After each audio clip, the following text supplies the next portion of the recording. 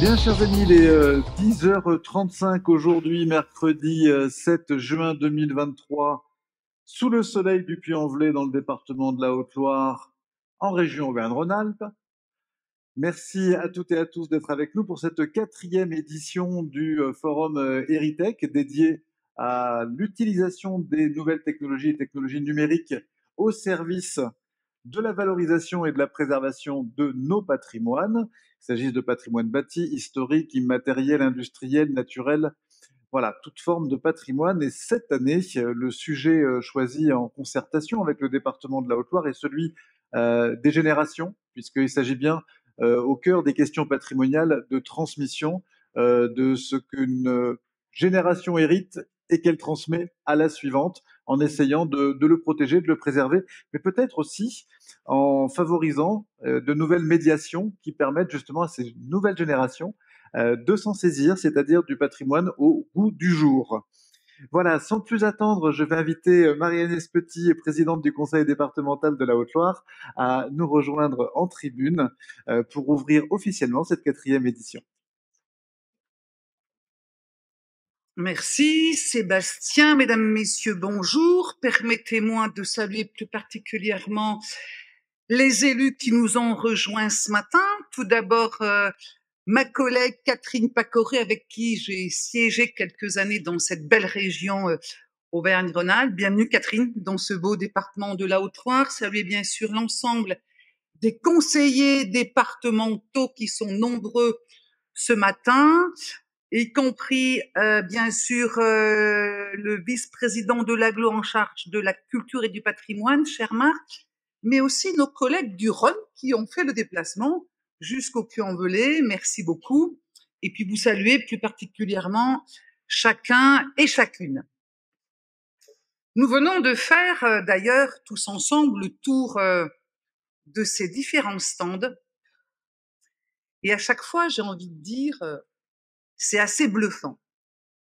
C'est assez bluffant d'abord de voir l'innovation et le savoir-faire de ces entreprises que vous êtes présentes ce matin pour proposer à ce public âgé, ce public empêché, et aussi à ce public des jeunes, de faire venir le patrimoine jusqu'à eux. On pourrait parler de l'accessibilité d'ailleurs. Je crois que tout ça met notamment sur le devant de la scène comment pouvons-nous nous servir du numérique pour permettre cette accessibilité à toutes nos populations et plus particulièrement cette année, et tu le soulignais Sébastien, concernant ces populations pour lesquelles nous, les départements, nous avons ces compétences, c'est-à-dire nos collégiens et nos personnes âgées. Nous avons bien vu d'ailleurs dans ce département de quelle manière ce numérique au service du patrimoine, quelque part là-bas derrière moi, au pied de cette magnifique chapelle Saint-Michel, a permis à ces personnes en situation de handicap de trouver ou de vivre cette expérience d'émotion et de découverte dans cette chapelle en leur permettant de gravir les quelques 264 marches de ce rocher. C'est juste bluffant, c'est fabuleux que de pouvoir permettre ça. Et c'est pas pour rien d'ailleurs si, à l'initiative, ou du moins à l'occasion du baptême de Heritech ici en Haute-Loire, mon cher Sébastien, nous avons tout de suite positionné la collectivité départementale comme étant un petit peu, je dirais, ce vivier de réflexion pour regarder comment le numérique peut être au service de nos précieux patrimoines, et ils sont nombreux. Patrimoine bâti, patrimoine naturel, patrimoine immatériel, patrimoine de ses savoir-faire. D'ailleurs, on l'a bien vérifié aussi ce printemps, n'est-ce pas, Corinne, quand nous avons organisé le printemps du patrimoine. C'était parti d'ailleurs du constat suivant. On ne vient plus chercher le département pour appuyer sur son tiroir caisse et avoir une subvention qui permette d'entretenir son patrimoine. On vient surtout chercher le département pour regarder comment nous pouvons faire ensemble. Et nous avons proposé ainsi à tous nos propriétaires de patrimoine, maisons fortes, châteaux, mais aussi collectivités, avec leurs églises, leurs maisons de la Béate, d'ouvrir leur patrimoine. Ça a permis aux villageois, à la population locale, de enfin pouvoir pousser cette porte, derrière laquelle ils n'avaient jamais pu rentrer. D'avoir permis à la clientèle touristique de venir découvrir effectivement ce patrimoine. Et bien sûr, pour certains de ces propriétaires, ça a été quelque part de pouvoir se servir de l'outil numérique qui permet, d'une manière originale, innovante, de transporter effectivement ce client encore plus près de ce patrimoine. La terre de géant, dont on vous a parlé tout à l'heure, c'est exactement cette expérience qui vous emmène dans un espèce de bateau à la Jules Verne, vous permettant de découvrir ainsi, d'une manière décoiffante, innovante, la vitrine touristique du département. Et quand tout à l'heure, je crois que c'est l'équipe d'Orange, n'est-ce pas Olivier, qui nous disait que avec ces lunettes embarquées, nous pouvions aller sous le toit de la cathédrale Notre-Dame de Paris. Et ces nombreux exemples que vous nous avez cités ce matin à l'occasion de la visite de ces stands reflètent complètement de quelle manière, avec innovation, nous pouvons, vous pouvez aller titiller la curiosité, permettre l'accessibilité de ces patrimoines à nos populations. Et quelque part certainement, de susciter aussi l'intérêt de la connaissance de ce patrimoine pour pouvoir peut-être demain encore mieux la transmettre. C'est un peu dans cet état d'esprit qu'on travaille sur cet Héritech avec notamment notre conseillère départementale déléguée au numérique, Christelle Michel. Merci Christelle, aidée aussi de Michel Brun, vice-présidente, que nous travaillons dans cet intérêt de regarder comment mettre sur le devant de la scène cette richesse patrimoniale que nous avons. Juste vous dire que autour de nous, dans les 100 mètres à la ronde, vous avez 88 sites classés monuments historiques. C'est juste de l'incroyable quand on est dans cette haute ville du Puy-en-Velay qui permet à chacun, quand il arrive pour la première fois, de faire le waouh. Et bien, si ce waouh demain, on peut le proposer à ces personnes qui ne peuvent pas accéder à ces sites, tant mieux, allons-y. En tout cas, merci à ces entreprises que vous êtes avec votre savoir-faire, votre innovation, et bien sûr que ça répond à ces besoins que nous avons, nous élus, collectivités, mais aussi population, pour regarder comment faire ensemble, avec bien sûr cette intelligence artificielle qui peut nous permettre d'arriver jusque-là. Attention quand même, que l'intelligence artificielle ne remplace pas trop l'homme et qu'on n'aille pas y perdre ni son âme, ni son cœur. Bons travaux à tous. Merci.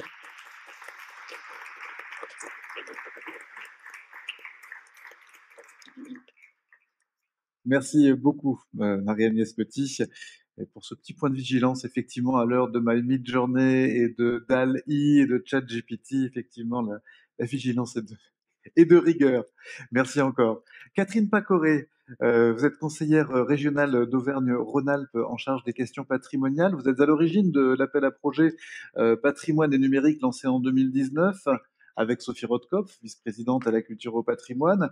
Et cet appel à projet est lui-même à l'origine d'un certain nombre de projets dont on va parler dans quelques instants. Mais la parole est à vous pour nous dire quelle était au départ l'intention de cet appel à projet. Un petit mot d'abord, bonjour à tous, je suis très heureuse d'être avec vous pour cette 4e édition d'Héritech consacrée à la numérisation des patrimoines comme vecteur de partage générationnel et de représenter le président de la région Auvergne-Rhône-Alpes, Laurent Wauquiez.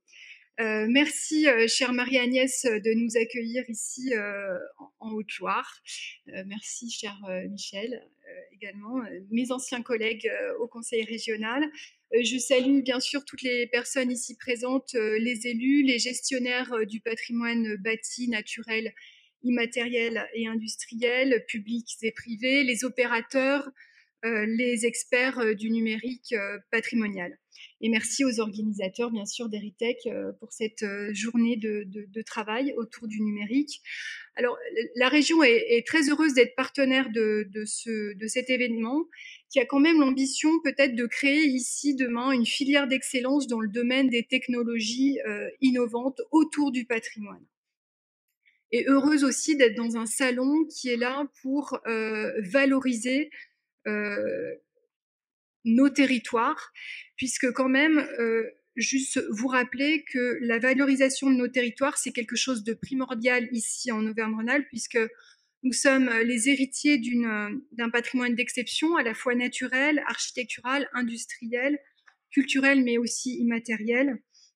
Nous avons 6 sites classés UNESCO, un certain nombre de monuments inscrits et classés, puisqu'il y en a 4800 dans toute la région Auvergne-Rhône-Alpes, 88 donc en Haute-Loire, là juste autour de nous, et près de 500 musées labellisés Musées de France. Donc c'est une région qui est très riche. Et comme l'a dit le président Laurent Wauquiez, c'était une de nos ambitions, en tout cas en matière culturelle. Cet héritage constitue une chance inestimable, mais nous confère aussi une lourde responsabilité, celle de la transmission. Donc depuis 2017, notre politique patrimoniale, notre politique culturelle s'est axée fortement sur le patrimoine. On a développé tout un tas d'outils pour venir en aide aux porteurs de projets, aux communes qui avaient du petit patrimoine à valoriser. Donc on a lancé en 2017 un plan de préservation du patrimoine. À ce jour, on a aidé plus de 500 projets, surtout Auvergne-Rhône-Alpes. On a aussi eu des très grands projets culturels, Musée des Tissus, Château Saint-Maurice de Remons, la Halle au Blé, des aides aussi dans le cadre du CPER. Et après, donc préserver, je crois que c'est la première des choses, conforter le patrimoine. Donc ça, c'est ce qu'on a fait avec cette politique de plan de préservation du patrimoine. Et la deuxième le deuxième étage de la fusée, c'était comment on fait pour valoriser ce patrimoine. Et la valorisation, c'est quelque chose de très important puisque c'est la transmission aux générations futures. Donc, comment on va attirer de nouveaux publics, comment aussi on peut attirer les publics empêchés, comment on s'empare de ce patrimoine et comment on fait qu'on l'aime et qu'on le transmet par la suite. Alors, on a vu le numérique, justement, ces nouvelles technologies comme un formidable atout pour justement conquérir de nouveaux publics, renouveler les publics. Et l'idée a germé en 2018 de pouvoir accompagner les territoires au niveau du numérique. Et les services qui sont là, et je veux les saluer parce que sans eux, sans les services, rien n'est possible techniquement. On a travaillé sur cet appel à projet patrimoine et numérique qu'on a lancé en 2019.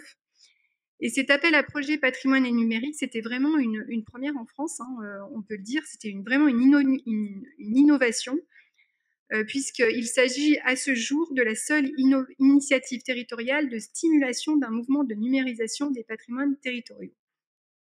Et dans la première région numérique de France, eh bien, c'était cela allait de soi. Donc cet appel à projet patrimoine et numérique qu'on a lancé en 2019, il vise à accompagner les sites patrimoniaux dans le développement d'outils numériques, de médiation ou d'aide à la visite.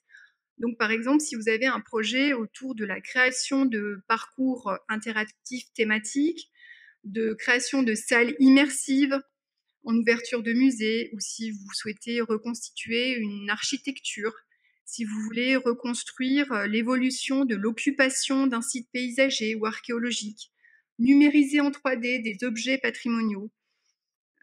Voilà, tout cet appel à projet permet d'aider à la conception de ce type d'outils.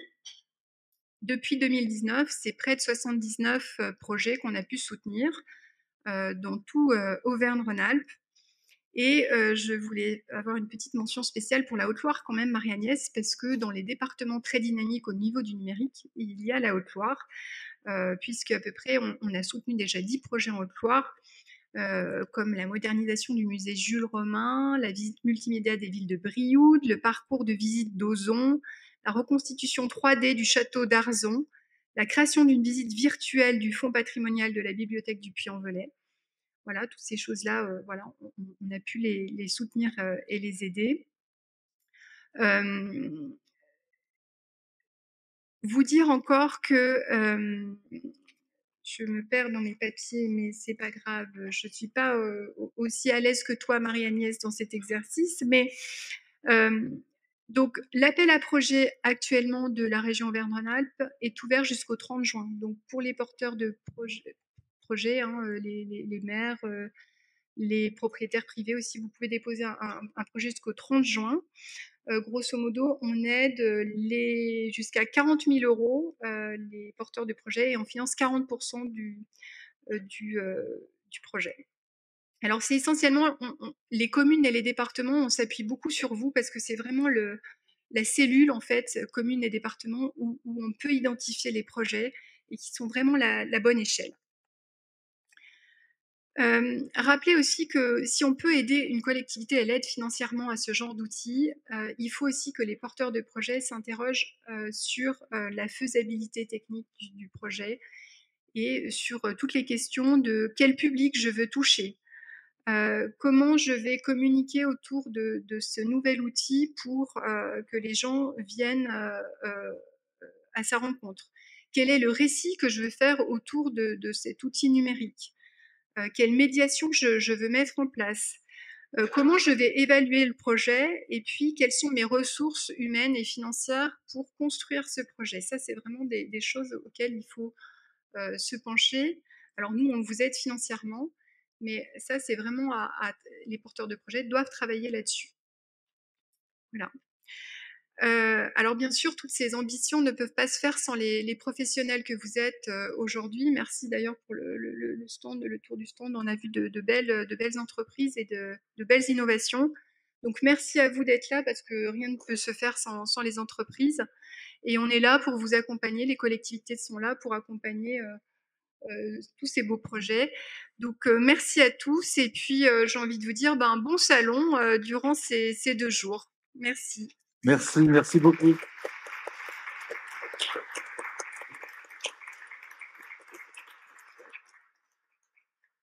Merci Catherine Pacoré. Oui, effectivement, cette initiative reste pour l'instant unique en France. Et il y a une action de la région Nouvelle-Aquitaine tous les 2 ans plus sur les industries culturelles et créatives, donc plutôt sur des spectacles vivants, musique, cinéma, autour des patrimoines, mais sur le numérique, effectivement, la région Auvergne-Rhône-Alpes reste à la manœuvre. Marc Giraud, l'agglomération du Puy-en-Velay, où la culture, effectivement, est un poste extrêmement important, qui fait partie de l'identité de la cité. Je vous laisse nous raconter votre vision de cette contribution du numérique à la valorisation de vos patrimoines. Bonjour à toutes et à tous. Merci à Véro Département de nous accueillir dans ces murs. C'est le 4e salon. C'est, comme vous l'avez dit, c'est un salon unique en France puisque qui relie donc le patrimoine avec le numérique. Merci à Sébastien aussi pour l'organisation de ce salon. Voilà, c'est vrai que la communauté d'agglomération a mis en place différents outils concernant le numérique. Alors, bien sûr, ce salon a toute sa place dans nos territoires, qui a compris depuis plusieurs années tout l'enjeu donc, que peut apporter le développement du numérique afin de valoriser notre patrimoine, mais aussi faciliter les communications, voire permettre aussi l'accès aux enseignements. On l'a vu avec que ce soit à l'école de musique, que ce soit musique actuelle, ou alors bien sûr à l'IUT, et puis aussi l'université d'Auvergne, qui a ouvert ses cours grâce au numérique. Et aussi de façon plus pragmatique, donc développer des outils de gestion sur le plan touristique ou culturel. La communauté d'agglomération du Puy-en-Velay a créé sur le site donc du Pensio la Cité du numérique, qui accueille des entreprises spécialisées dans le domaine du numérique et de la communication, et avec la brasserie du digital ouvre des espaces donc de coworking, de rencontres, d'événements, aux réunions diverses sur le thème du numérique. Dans toutes les structures de la com d'agglo dont elle a la gestion, le numérique donc est de plus en plus présent, notamment le musée Crozatier, qui a su s'équiper de différents outils afin d'apporter des clés de compréhension à la visite et plus particulièrement pour les jeunes visiteurs. Des écrans tactiles, tablettes, on a vu aussi avec le Praxinoscope tout à l'heure lors d'une exposition. Et puis bon, à venir, je pense aussi qu'on va pouvoir développer d'autres outils. Et il va aussi proposer donc dans les prochains mois sur son site la consultation de plusieurs milliers d'œuvres avec leur fiche d'identité. La plupart de ces œuvres sont dans les réserves du musée et ne sont pas exposées pour des raisons de place ou de conservation. Les nouvelles technologies sont également utilisées dans la restauration ou la compréhension des œuvres. C'est vrai que nous avons au musée 2000 œuvres qui sont exposées au public, mais nous en avons 150 000 qui sont dans les réserves.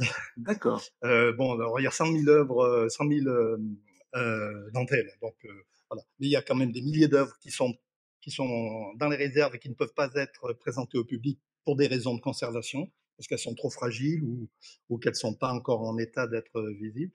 Et puis aussi par un manque de place. Hein.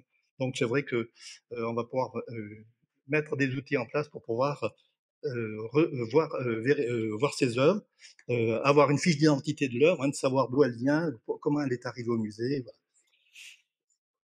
Voilà. Bon, en 2017 aussi fut créé le Puy de Lumière, qui offre aux visiteurs une vision originale des lieux emblématiques du bassin du Puy. Ensuite, ce fut la création donc d'un centre d'art numérique au sein de l'Hôtel-Dieu, qui attire ainsi des milliers de spectateurs, grâce en partie au renouvellement des thèmes projetés.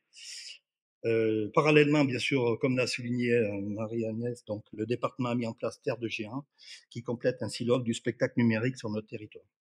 Ces équipements participent ainsi au développement touristique qui progresse d'année en année et incitent les visiteurs à découvrir notre patrimoine. Alors c'est vrai que ces réalisations que je viens de citer concernent essentiellement le secteur urbain. Toutefois, certaines collectivités rurales de notre agglomération ont su tirer parti de cette évolution du numérique. On l'a déjà souligné, hein, par exemple la ville de Craponne qui a mis en place un centre micro-folie, mais il n'y a pas que Craponne, il y a aussi Saint-Jean, Saint-Jean-Chapeuil, Lunière, enfin il y a différentes communes du département. Donc c'est un musée numérique qui permet à chacun de découvrir les chefs-d'œuvre réunis par les établissements partenaires au sein de collections thématiques numérisées en très haute définition. Grâce aux grands écrans, aux tablettes et au système de sonorisation, toutes les formes artistiques peuvent être mises ainsi à l'honneur. Et j'ai vu aussi que maintenant, il y a des moyens sonores pour découvrir un univers, un univers donc, culturel dans les musées.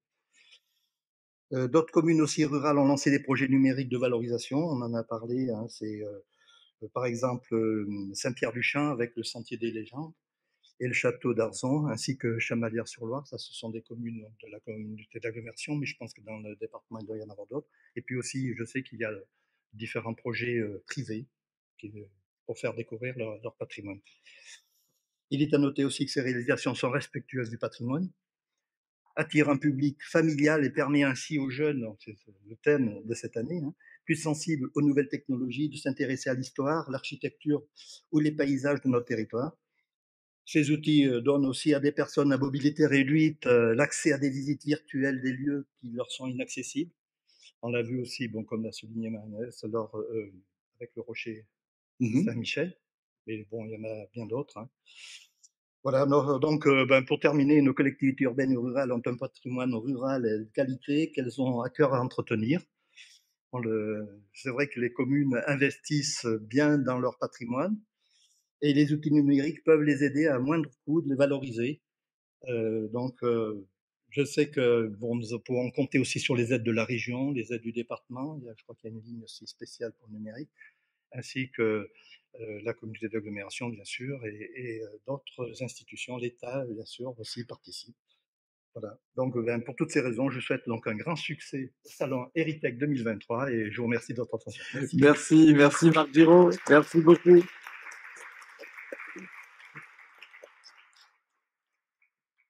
Vous avez Marc cité l'État, je vais inviter Nicolas Orsini à nous rejoindre. Et son intitulé de poste, vous le voyez, est juste sur mesure. Un directeur de projet transformation et innovation numérique à la DRAC d'Auvergne-Rhône-Alpes et vous représentez aujourd'hui le DRAC, monsieur Marc Drouet. Merci beaucoup, merci Sébastien, madame la présidente, madame la conseillère, monsieur le vice-président, mesdames et messieurs les élus, très chers toutes et tous. Je suis très heureux d'être parmi vous ce matin et je tenais à remercier tout particulièrement les équipes du Forum d'Heritech et l'ensemble de leurs partenaires qui ont mené un travail remarquable pour organiser ces journées dédiées à l'innovation et au numérique au service des patrimoines, du geste et du tourisme culturel. Peut-être en propos liminaire, je rappellerai que porteur d'immenses opportunités, le numérique ne se substituera jamais à une relation directe avec l'œuvre, ni à une expérience physique, mais permet dans certaines situations de rassembler et proposer de nouvelles expériences fondées autour des propositions artistiques et culturelles, fédératrices et innovantes. L'accélération des mutations des pratiques culturelles numériques et le développement rapide de l'offre culturelle conduisent le ministère de la Culture à mener une réflexion visant à renforcer son soutien en faveur du développement d'une offre culturelle en ligne complémentaire d'une offre présentielle et à encourager l'accès aux contenus et aux ressources riches et de qualité à destination de tous les publics. Les communautés en ligne sont désormais devenues complémentaires plutôt que concurrentes des publics traditionnels. Certaines expériences numériques sont désormais considérées comme de véritables pratiques culturelles, comme le confirme la récente étude du ministère de la Culture sur les pratiques culturelles numériques des Français. L'espace numérique est un nouveau territoire avec sa géographie, sa sociologie, ses enjeux propres d'accès à la culture et à l'information. C'est un univers collaboratif dans lequel la valeur est co-créée par la multitude de personnes connectées qui échangent, construisent, débattent, produisent, diffusent des œuvres et des contenus culturels en ligne. Pour le ministère, c'est une opportunité inédite de mobiliser et fédérer ces nombreuses communautés d'amateurs, d'associations, d'individus, d'usagers, de citoyens, mais également d'acteurs de terrain dont on connaît déjà l'immense participation dans la mise en œuvre des politiques culturelles. À ce titre, les actions menées en matière de participation citoyenne et de sciences participatives nous semblent tout à fait passionnantes. Cela contribue par ailleurs à la volonté du ministère de la Culture de mieux comprendre et répondre aux usages numériques, mais également d'engager les nouveaux publics sur les carrefours d'audience en allant les chercher là où ils sont, en assimilant leurs codes, en s'appropriant leurs pratiques afin de mettre les possibilités des outils numériques au service de l'accès et de la démocratisation culturelle. C'est le sens que nous avons souhaité donner dans la mise en œuvre du Pass Culture et des microfolies dont on connaît la présence dans ce formidable département de Haute-Loire. Afin de répondre au mieux aux fortes attentes des citoyens et accompagner l'émergence de ces nouveaux usages numériques, le ministère souhaite ainsi orienter ses actions pour mieux favoriser l'émancipation des citoyens par les arts et la culture, en contribuant au développement d'une offre de qualité et en garantissant un large accès au contenu culturel public. Faire du numérique un véritable levier de cohésion culturelle et d'attractivité des territoires, en suscitant la pratique et l'éducation artistique et culturelle et en favorisant le développement de services innovants. Mieux accompagner les artistes et les créateurs et soutenir les filières créatives en facilitant l'accès aux collections nationales et en favorisant la création et la diffusion d'œuvres numériques, et également réaffirmer notre souveraineté culturelle par le numérique en garantissant la diffusion, la circulation et la découvrabilité de l'offre culturelle francophone. Alors, cette souveraineté culturelle, elle passe notamment par un soutien massif aux acteurs de la culture et des territoires. Je pense ici au programme France 2030 que nous avions déjà eu l'occasion d'évoquer ici. France 2030, c'est un programme de financement d'un montant inédit d'1 milliard d'euros dédié à la culture et qui se donne pour objectif d'accroître la résilience, le dynamisme des filières culturelles par une montée en compétence de ces acteurs, un meilleur accès au financement et une amplification du soutien dédié à la transformation numérique des secteurs de la culture. L'ambition est de soutenir le développement de la capacité industrielle, technique et humaine des territoires pour produire et diffuser des contenus culturels de demain, et à ce titre sont notamment accompagnés de nouveaux projets d'infrastructures de tournage et de production de contenu visant à faire face à une compétition internationale accrue. Je pense également aux expériences immersives et aux technologies de rupture visant à renforcer notre capacité à toucher de nouveaux publics, et enfin une attention particulière est orientée vers la formation avec un soutien spécifique vers les écoles d'excellence et le développement de nouvelles formations innovantes.